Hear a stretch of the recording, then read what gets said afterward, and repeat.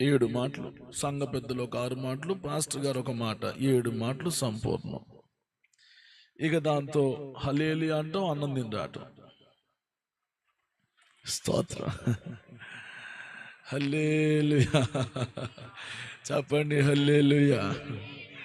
హల్లెలూయా అంటాం, పానకం తాగి రావటం.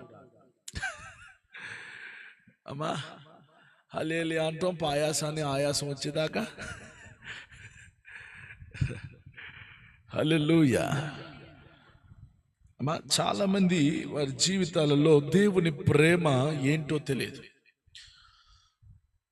ఇందాక ఉదయకాల సమయంలో నేను ఒక సంఘటనను చూశాను.